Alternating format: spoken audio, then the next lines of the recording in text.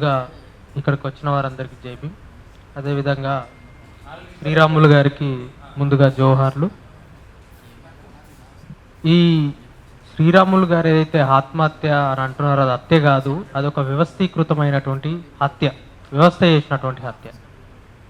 ఎందుకు అనంటే ఈ యొక్క ప్రజాస్వామికమైనటువంటి వ్యవస్థలన్నీ కూడా ప్రజాస్వామికంగా ఉండాలి. వాస్తవానికి వాటిలన్నిట్లో కూడా ప్రజాస్వామికమైనటువంటి తత్వం పోయి పూర్తిగా ఏండ్ల నుంచి కూడా ఒకే తత్వం, కులతత్వం అనేటువంటిది నిండిపోయి, ఆ కారణంగా ఈరోజు శ్రీరాములు గారు చనిపోయారు, ఇంతకుముందు ఎంతోమంది చనిపోయారు, భవిష్యత్తులో ఎంతమంది పోతారో తెలియదు.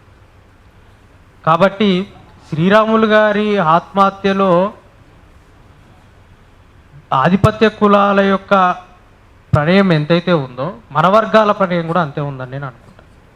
ఎందుకు అనంటే శ్రీరాములు గారికి ఒక వివక్ష జరిగింది, అది చెప్పుకోవడానికి తన వర్గాలు బలమైనటువంటి నాయకత్వం ఆయనకి ఎక్కడ కనిపించకపోవచ్చు నాకు తెలుసు.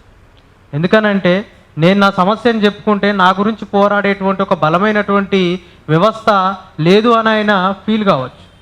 ఒకవేళ నిజంగా ఆయనకు ఆ నమ్మకం ఉండి ఉంటే ఈరోజు అలాంటి ఒక బలమైనటువంటి వ్యవస్థకి ఆయన వచ్చి ఆయన సమస్య చెప్పుకునేవాడు, ఆ సమస్య గురించి ఆ వ్యవస్థ పోరాడేది. బేసికల్గా ఆ నమ్మకం ఆయనకు ఉండేది. ఇక్కడ ఆధిపత్య వర్గాలను మనం తిట్టొచ్చు, ఎంతగానమైన తిట్టొచ్చు, కానీ మన లోపల ఉన్నటువంటి వ్యవస్థీకృతమైనటువంటి ఈ యొక్క వెనుకబడతానాన్ని కూడా మనం ప్రశ్నించుకోవాలని చెప్పి నేను అనుకుంటున్నాను. కాబట్టి భవిష్యత్తులో మేము కూడా ఈరోజు ఏదైతే మన రాకేష్ గారు చెప్పిర్రో ఆ కోవలోనే నడుస్తూ ఎంతోమంది యువకులను మేము తయారు చేసుకుంటున్నాం. రేపటి రోజున దళితుల మీద దాడి జరిగితే మేము కూడా అంతే, పంటికి పన్ను కంటికి కన్ను, అంతే, నథింగ్ మోర్.